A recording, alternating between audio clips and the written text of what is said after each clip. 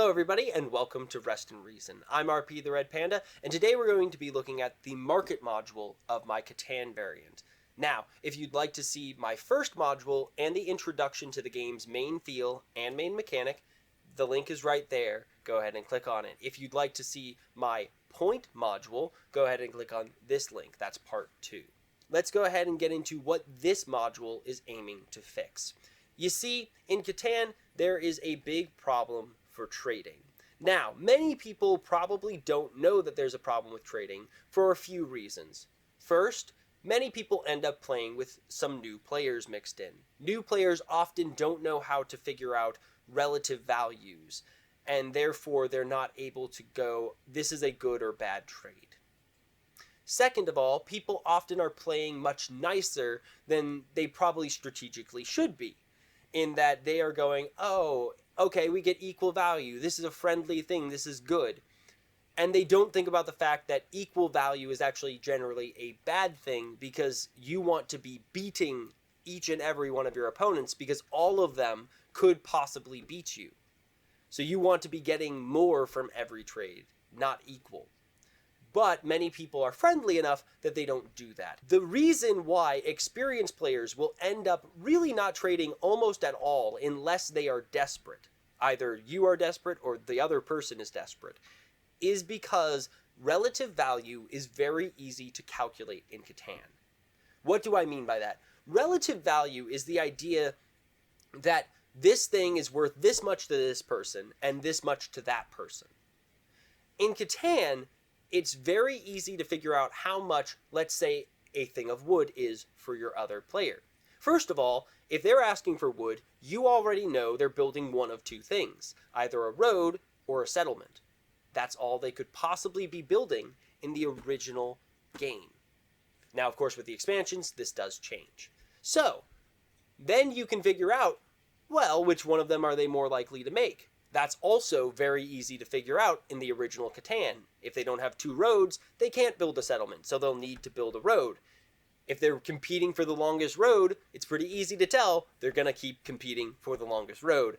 And if they can build a settlement, most of the time people will build a settlement because that means more production, which means more stuff in the future. So, all around, it's very easy to calculate how much that thing is worth for them. Once you do that, though, you're not, as an experienced player, going to be willing to give them that much value. You are going to want more value for yourself than you're giving them if you want to win. Because, as we all know, at any moment, your luck can change in Catan. One moment, somebody's ahead, so you're like, oh, we've got to trade to catch up with him. But the next minute, his numbers aren't getting rolled, you guys' numbers are getting rolled, and now your direct competition is the person you just gave everything they ever wanted with. And if they built a settlement or a city, you just helped them get more stuff to beat you better with.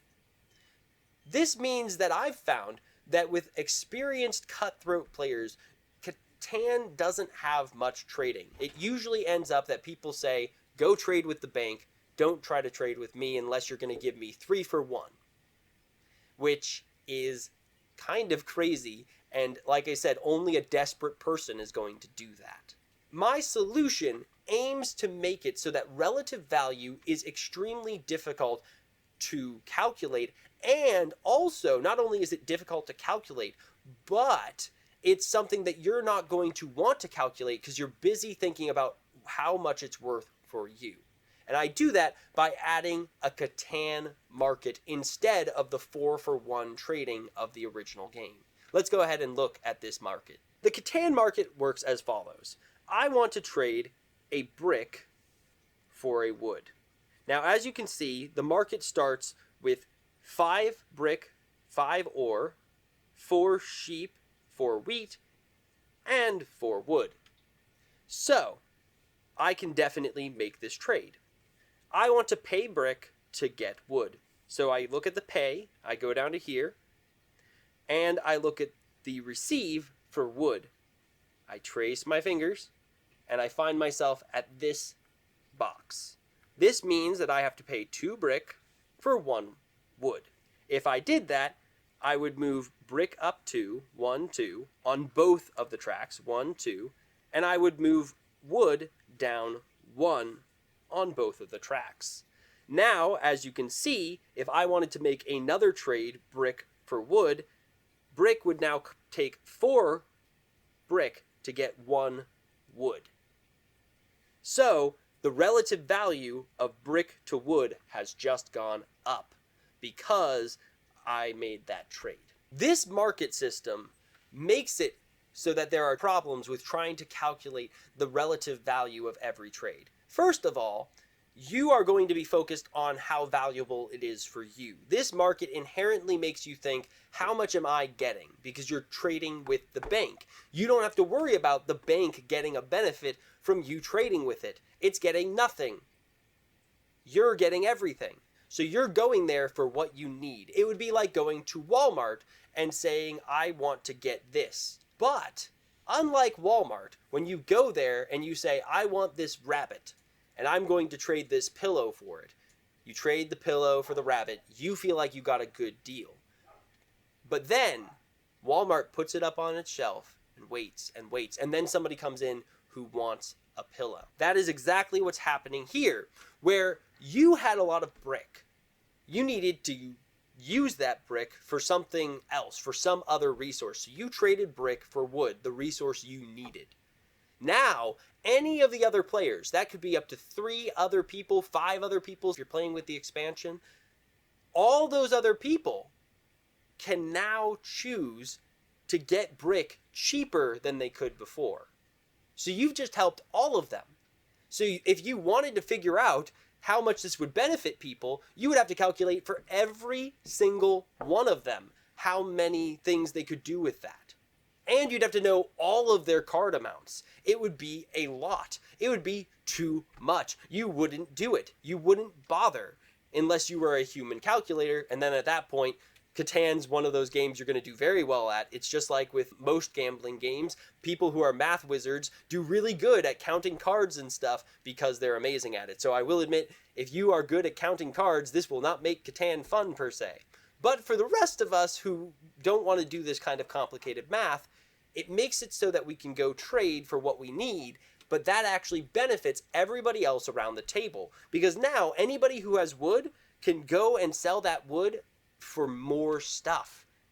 And anybody who needs brick can buy it for cheaper. So it just benefited tons of people at the table. And it makes it so that you're never directly helping somebody else. You're never directly going, I just helped my opponent either stay even with me or start beating me. You're always going, I just got what I needed to do better at this game. I truly believe that this solves the problem of the relative value. However, I will admit 2 things. First of all, as you saw, this is not a very well-made piece of board gaming material. I tried to make it small so that you wouldn't have to end up printing giant sheets of anything and wasting a lot of paper and ink. I also made it relatively cheap. I copied and pasted the art and stuff like that. It's not a very nice system, I admit that. On top of that, it also will make it so there's way less of a chance in Catan where 2 players are going to trade with each other. They're pretty much always going to trade with each other through the market, meaning one person's going to sell brick and then the next person's going to buy brick. That kind of a thing. So they are trading with each other, but they aren't having those conversations. So if you really want to have those long, drawn-out conversations, this is not the thing for you. I just found that with my group of experienced Catan players, those conversations would almost always end with the one person saying, either you take this really bad deal for you, or you wait to get 4 for 1. And of course, the person said, well, that really bad deal for me is really bad for me, so I'm not going to do it. And so they both didn't end up trading. In the last couple games of Catan, I had 1, maybe 2 trades per game at most. And one of those was usually an equal trade where we knew somebody was really far ahead and we were just kind of hoping maybe that would get us back in the running.